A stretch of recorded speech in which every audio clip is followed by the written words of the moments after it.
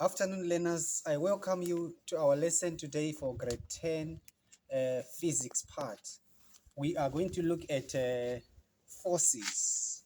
I want you to take forces seriously because forces apply for different topics that we are going to do in our physical science lesson.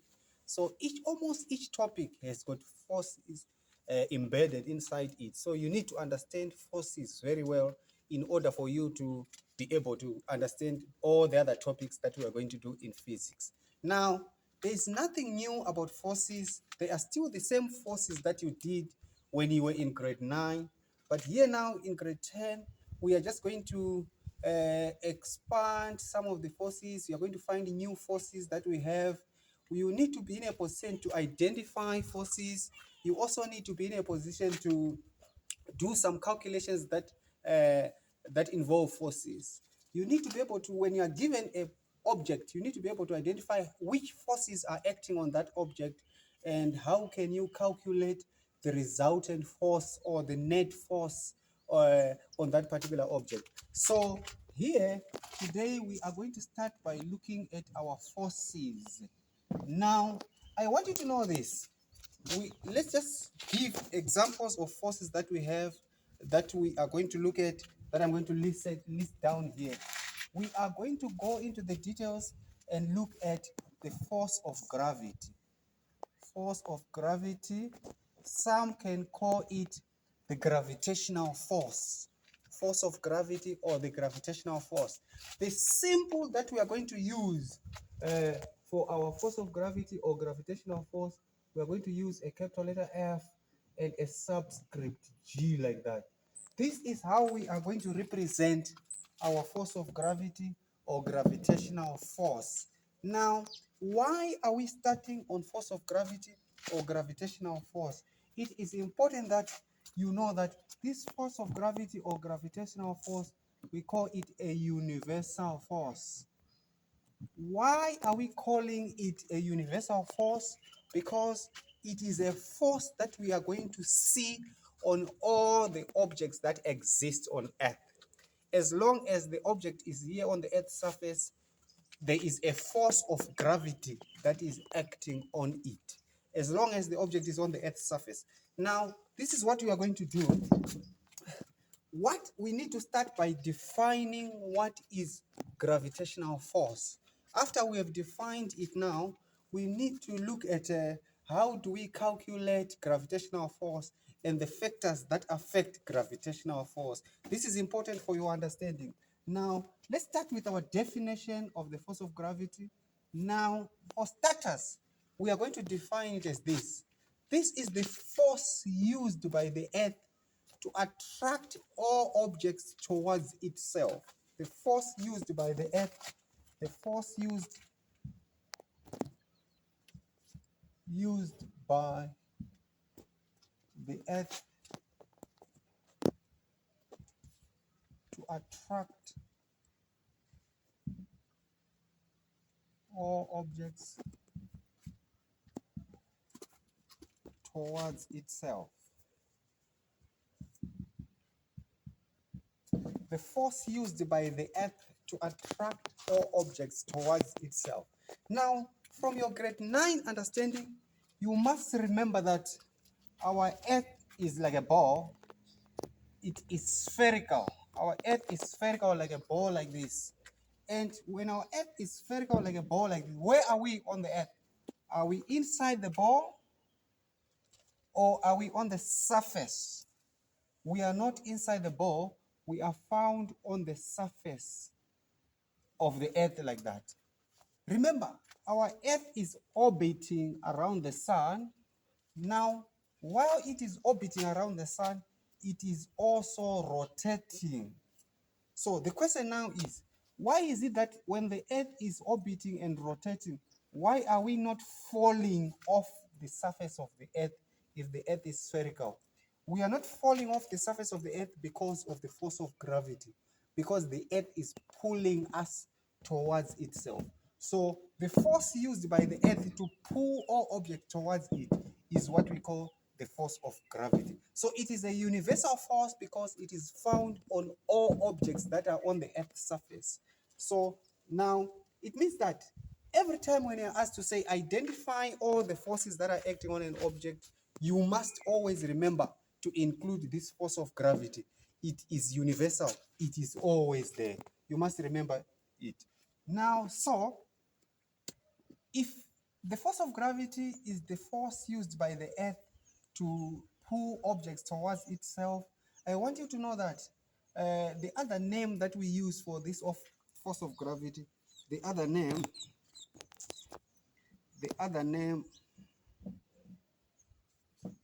for force of gravity, the other name for force of gravity is weight. Right, the weight. The other name that we use for the force of gravity is the weight of an object. The weight of an object is the force that the Earth is using to pull that object towards itself. Now, how do we calculate the force of gravity? All this stuff that I'm talking about here, you did it in grade 9. It is going to form the foundation of the things that we are going to learn now in grade 10. How do we calculate the force of gravity? How do we calculate the force that the Earth is using to pull objects towards itself? I'm sure you remember the formula that you were using in grade 9 when you were saying that force of gravity is equal to mass multiplied by gravitational acceleration. This is the formula that we use to calculate the force of gravity, the force used by the Earth to pull an object towards itself. Now, in this particular formula, our M is standing for mass. Our M is standing for mass, and the mass of that object must always be in kilograms. Remember, the examiner is going to give you that mass in grams, but you are not going to substitute grams in this formula. This formula only works when you have converted the mass from grams to what? To kilograms. If you substitute in this formula your grams, the answer that you get for the force of gravity will be a wrong answer. So this formula only works when your mass is in grams, in kgs. So please check out whether your mass is given in kgs or in grams in the exam before you substitute in this formula. Now, our G there is a constant representing gravitational acceleration. This is a constant, and you find it on the table of constants on your exam paper. The table of constants, you are given a table of constants, a table that has got the important formula that you are going to use, and also the constants that we have are found at the back of the exam paper. So on that table of constants, you also have gravitational acceleration, and your gravitational acceleration, a constant, is always 9.8 meters per second squared. This is our gravitational acceleration. Now, when you look at our formula for calculating gravitational force, you see that our gravitational force and mass are in the same straight line here. There is something that it tells us about the relationship between the mass of an object and the gravitational force that is acting on that particular object. When the variables, these two variables, mass and gravitational force, are in the same straight line like we see here, it means that they have a direct relationship. What does this mean when we say it is a direct relationship? It means that when we increase the mass of the object, the gravitational force is also going to increase. That's what it means when we say the relationship is direct. Now, what does this tell us now? It means that the larger the object that is on the Earth's surface, the greater is the force of attraction on that particular object. So it means that lighter objects are attracted by a lesser force than heavier objects.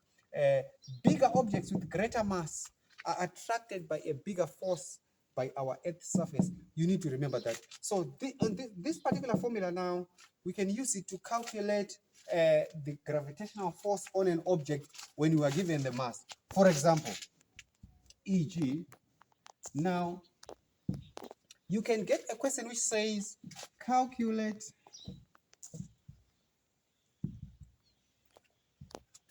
the gravitational force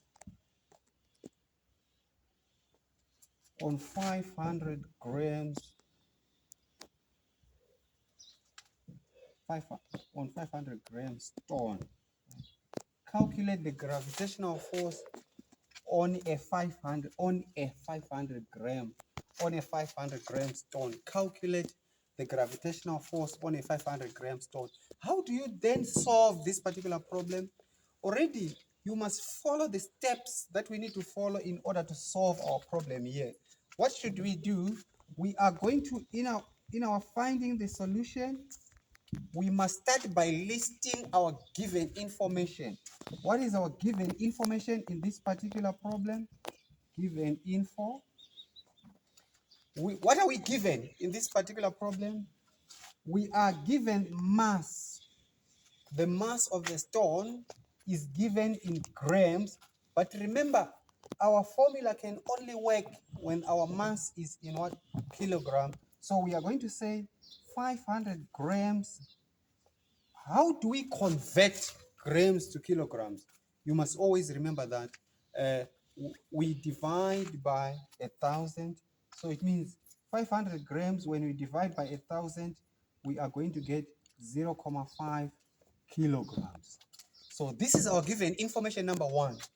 The mass that we were given in grams, we cannot substitute it in grams on our formula. We must first of all convert those grams to kilograms, then we can substitute in our formula. What else do we have? We know that this one is part of our given information, even if it's not written explicitly on our question. Our gravitational constant is 9.8 meters per second squared. Now, which formula are we going to use? We are going to use the formula which says force of gravity is equal to mass multiplied by gravitational acceleration. When we substitute now, we are going to say our mass is 0.5 kilograms multiplied by 9.8 meters per second squared, like that. Our answer, the answer that we get becomes 4.9 newtons. It's very important. Remember, our force is measured in newtons. The unit of measurement of our force is newtons. This is how we calculate the force of gravity when we are, the force of gravity on an object when we are given the mass of the object. So the things that you need to remember on this particular aspect is the relationship between the mass of the object and the force of gravity. That relationship can be presented in the form of a graph, which will show us the direct relationship. In this particular graph, when we put our mass this side and we put our force of gravity on the other side, we will notice that as we increase the mass, the force of gravity on that particular object is also increasing. The relationship between our mass and the force of gravity can be represented in the form of a graph like this. It means that the bigger the mass, the higher the gravitational force on that particular object. This is the information that you need to know about our force of gravity. We have agreed that this is a force that we find on all objects. This is a force that we find on all objects that are found on the Earth's surface. It's a universal force. In other words, it means any question that is going to require you to identify all forces that are acting on an object, you mustn't leave out this gravitational force. It's important. Now, we need to know the direction of movement of our force of gravity.